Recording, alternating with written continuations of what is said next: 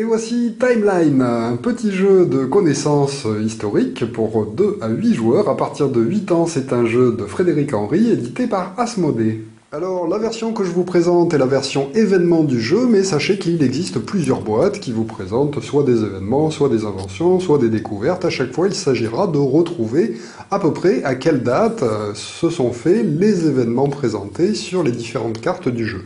Alors, au niveau matériel, nous avons 110 cartes dans chaque boîte, comme ceci.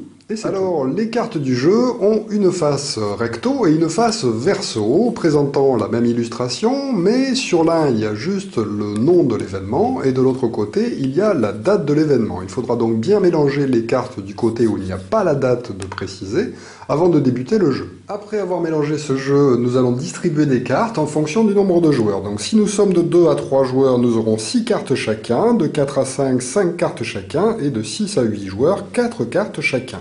Attention, les cartes vont être distribuées comme ceci, de façon à ce que le verso de la carte soit toujours caché, et les joueurs poseront les cartes qu'ils recevront les unes à côté des autres, de façon à ne pas voir les dates, et à aucun moment du jeu, ils n'auront le droit de retourner ces cartes pour vérifier la date qui est derrière, puisque le jeu va se baser sur, justement, deviner quelles sont les dates correspondantes aux événements. Alors, par exemple, à 4 joueurs, chacun a reçu 5 cartes. On laisse le paquet de jeu à proximité car on en aura besoin pour le reste de la partie. On va prendre la première carte du paquet et la placer au centre du jeu et nous sommes prêts à débuter à jouer. Donc on désigne un premier joueur qui va devoir placer une de ces cartes avant ou après l'événement qu'on a tiré pour le placer au centre. Alors cet événement, d'abord, on va le retourner pour vérifier la date auquel il correspond et que ça nous donne un premier indice sur le placement des futures cartes. Alors par exemple, ma première carte tirée, les premiers Jeux Olympiques antiques ont eu lieu en moins 776 avant Jésus-Christ. Donc le joueur va pouvoir regarder ses cartes, il a la première photo de presse, les premiers Jeux Olympiques modernes, la traversée de la Manche en ballon, et la mort de William Wallace, et la guerre de Troie. En cours de jeu, à tour de rôle, les joueurs vont devoir placer une nouvelle carte sur une ligne de temps sur laquelle seront placés tous les événements du jeu. Il faudra donc essayer de se débarrasser de toutes ces cartes en premier pour remporter la partie. Alors, petit conseil tactique. Au fur et à mesure du jeu, il y aura de plus en plus de cartes placées au centre et ça va être de plus en plus compliqué d'insérer de nouvelles cartes entre des événements déjà connus. Il faudra donc, de préférence, commencer par placer les événements les plus complexes à placer. Donc là, par exemple, je ne sais pas la première photo de presse à quelle date à peu près elle s'est faite, les autres me paraissent plus simples à placer. Je vais donc commencer par la plus complexe et la placer après les premiers Jeux Olympiques antiques. Après avoir placé la carte, on va vérifier si j'ai juste ou pas. Donc là, 1880, donc effectivement, c'est bien après que s'est déroulée la première photo de presse. J'ai donc réussi. Comme je réussis, eh bien, le tour va tout simplement passer au tour du joueur suivant. Le joueur suivant va lui aussi choisir une de ses cartes et il va décider de la placer soit après les événements, soit avant les événements, soit entre 2 cartes événements déjà présentes sur le jeu. Donc vous voyez que ça va devenir de plus en plus complexe de les placer. Donc là par exemple il choisit la fondation du Pony Express et il pense que c'est entre les deux. On va donc retourner. 1860, c'est juste, on laisse donc la carte en place et on passe au tour du joueur d'après. Le joueur suivant peut lui aussi choisir une de ses cartes, la placer après, avant ou bien entre chacune des cartes déjà présentes sur le jeu. Donc là par exemple le Grand Incendie de Londres, il imagine que c'est après 1880, il peut décider de le placer là. On vérifie. 1666, pas de chance, il s'est trompé. Alors quand on s'est trompé et que la carte ne correspond pas au bon emplacement, à ce moment-là elle va tout simplement être défaussée et le joueur va immédiatement piocher la première carte du paquet de pioche pour remplacer la carte qu'il vient de jouer.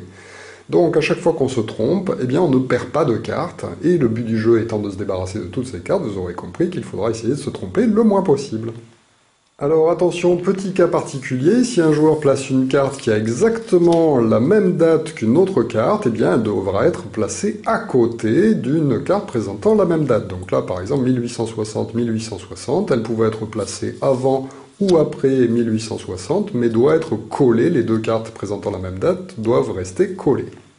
Alors attention pour la fin de partie, il faudra bien vous rappeler qui a commencé le jeu, car un gagnant sera déclaré si lors d'un tour de jeu, il est le seul à avoir réussi à poser sa dernière carte. Donc imaginons qu'on arrive vers la fin de partie, c'est à ce joueur de jouer, c'était le premier joueur. Il arrive à placer correctement en fait la garde 3 là par exemple, à cet endroit-là. Hop là, je décale tout. On passe au tour du joueur suivant qui lui aussi... Et donc le jeu n'est pas terminé en fait, on va finir le tour puisque c'est lui qui avait commencé, on finit le tour en cours. Donc le deuxième joueur va jouer, imaginons qu'il se trompe, il va échanger sa carte contre une nouvelle carte. Ce joueur-là a 2 cartes, donc de toute façon il ne peut pas gagner, mais il va quand même essayer d'agrandir son score en plaçant une carte. On passe au dernier joueur, imaginons qu'il arrive à placer sa carte au bon endroit. Et bien à ce moment-là, ces 2 joueurs seront à égalité car ils ont terminé dans le même tour de jeu. Si le premier joueur avait été le seul par contre à réussir, eh bien c'est lui qui l'emportait immédiatement.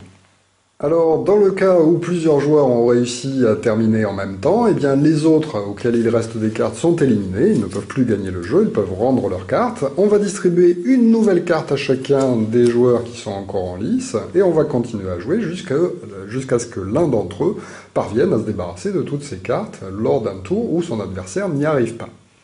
Et voilà pour Timeline, donc un excellent petit jeu de connaissances, mais pas trop. Il y a aussi un petit peu de déduction, puisqu'évidemment on ne peut pas connaître toutes les dates, sauf si on est vraiment très très fort. De toute façon on gagnera à chaque fois, mais sinon, si vous jouez avec des gens normaux, en fait, eh bien il faudra petit à petit essayer de déduire les dates que l'on ne connaît pas, pour les placer au bon endroit. Donc il y a un petit peu d'intuition aussi qui joue dans le jeu, en plus des connaissances personnelles, et en plus on apprend des choses en jouant, donc c'est vraiment très sympathique. Un jeu en plus dont les parties durent une dizaine de minutes, et donc on a envie souvent de refaire.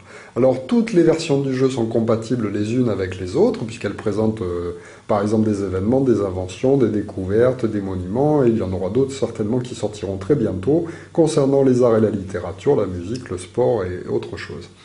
Donc, comme ils sont tous compatibles, vous pourrez racheter plusieurs extensions du jeu et mélanger toutes les boîtes ensemble pour faire une méga partie.